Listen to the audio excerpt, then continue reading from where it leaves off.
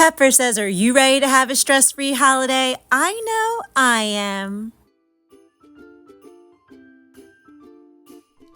Hello everyone and welcome back to A Hoarder's Heart. For today we're going to be talking about how to have a stress-free Christmas because the holidays are quickly approaching, and as much as we love them so much, it can be stressful because there's just so much to do and only so much time to get it all done in. I also want to give a super thank you to Lindy Borden 5368. Thank you so much for your generous donation.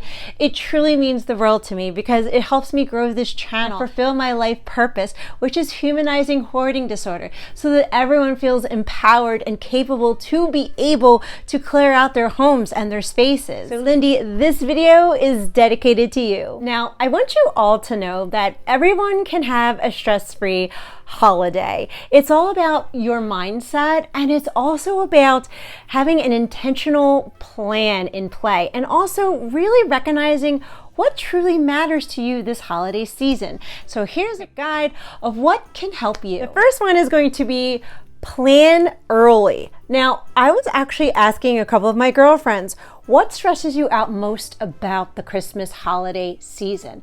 And many of them had said the budget, money, and buying gifts. Now, for me, I was like, oh, that actually comes pretty easy to me. It's preparing the house for having people come into the home and hosting them.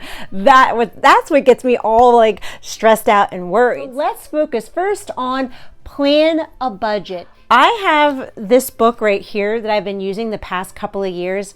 It's very, very simple, and I just write the person's name, what their budget, and when I purchase something, I just write it right here, and then I add it up in the bottom to make sure that I'm staying in budget.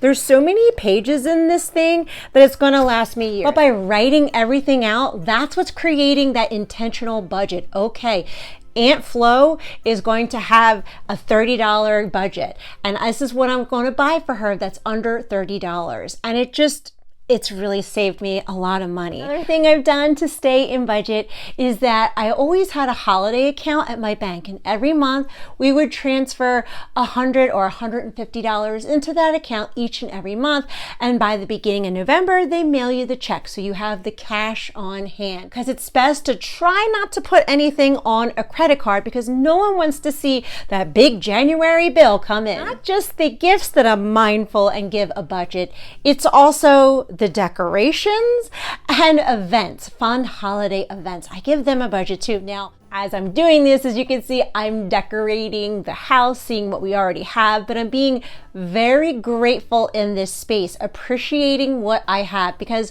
I promised myself that I'm not going to buy any new home decor for Christmas or holiday. And of course, after we pull everything up and have it decorated, I'm gonna see what's left over and then donate what we're not using. So for decorations, yeah, there's no new holiday decor this year. We are being grateful for what we have.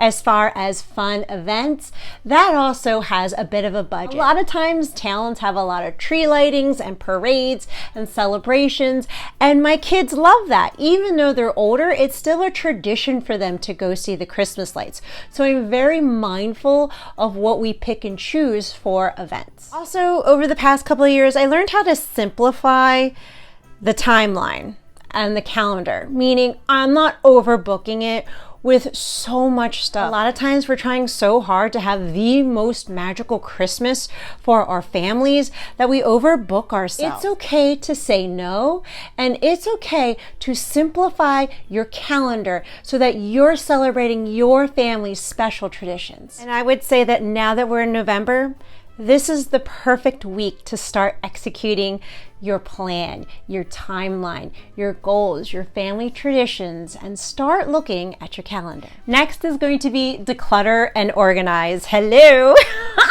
That's exactly what we've been doing the past couple of weeks. Doing it early again and cleaning out the kitchen, cleaning the living room, and going through the Christmas decor. That's why I'm decorating early, because I want to get everything up because Thanksgiving's kind of late this year, so I want to get ahead of it. But I also want to see what am I not putting up? What's being left in the basement? This is really eye-opening to me because I keep thinking that, yeah, I'm using all these decorations, when in reality, a lot of stuff does get behind because it takes time to maintain, organize, put all the decorations up. So if there's pieces that aren't being used, then we'll absolutely let it go. We also made sure that we made room, especially in Tyler's room, because as much as you try to set the intention of, oh, let's just do events, let's just not give gifts, somehow gifts always make it into your house, especially your children. And it's okay because that's how people want to show their love. In the meantime, that's why we cleared out Tyler's room, because I know that there's going to be an influx of toys or items or gifts for him coming in. So I want to make sure the space is already available to him to be able to put away and organize his new items that he's really going to enjoy. Number 3 is going to be streamline that gift giving, because that ties in with the budget. Have those honest conversations with friends and family. I noticed that over the years I started being a little more honest in the sense of, hey, instead of giving each other gifts, why don't we go to some special Christmas event or place together, and that can be in lieu of the gifts. And a lot of friends that definitely has worked with. I also write gift ideas down as well.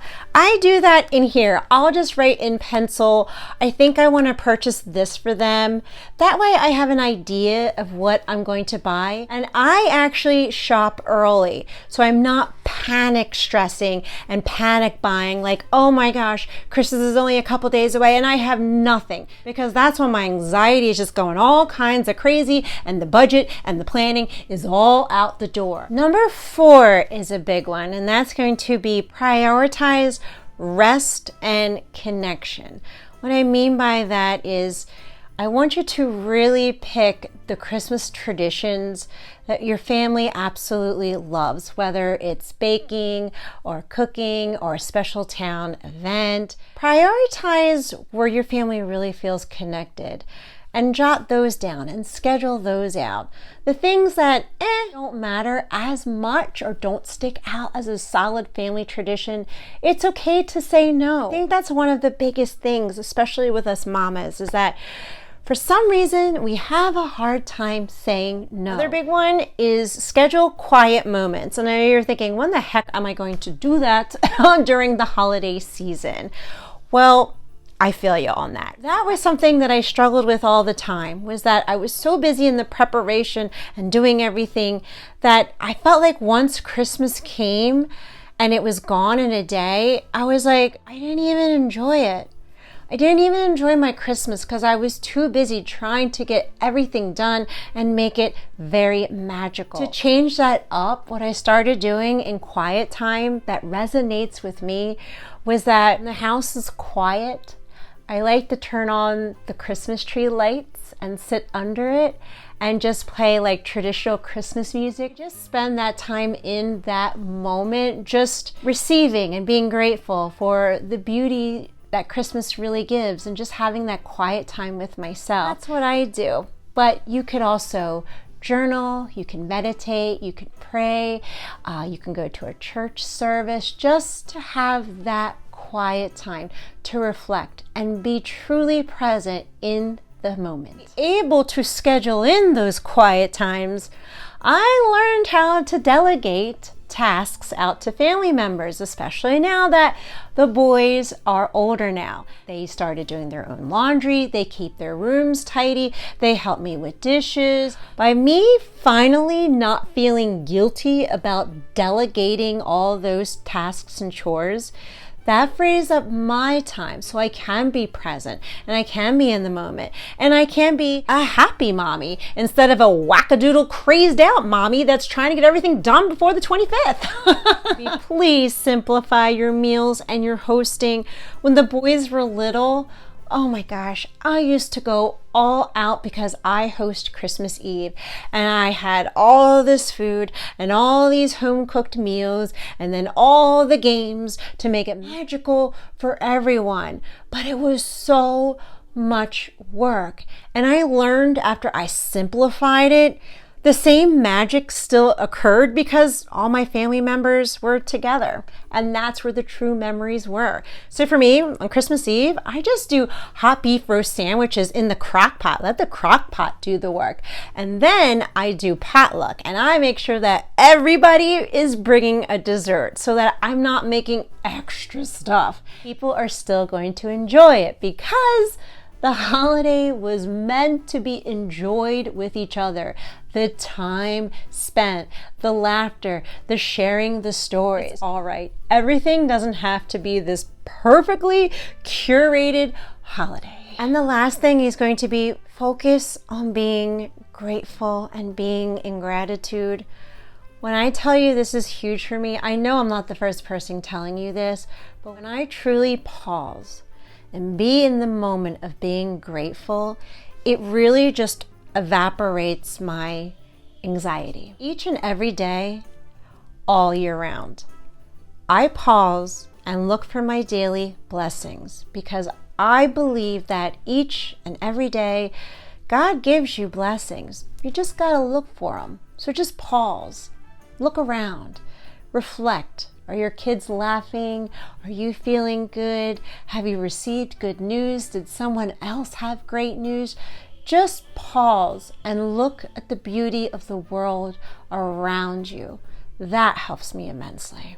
And another beautiful way to feel grateful and find meaning is to really spend time in your faith and your traditions. And whatever that looks like to you, continuing those traditions that align with your family, because it's those moments that you truly bond. Happiness starts within yourself, and then sharing that love with your family and your friends. Truly what the holidays are all about. Celebrating your traditions with your families and your friends, and creating the most beautiful memories. And my hope and my prayer is that this video motivated and encouraged you to have a stress-free holiday, because that's what it's meant for. It is meant for you, your family, and friends to enjoy this season.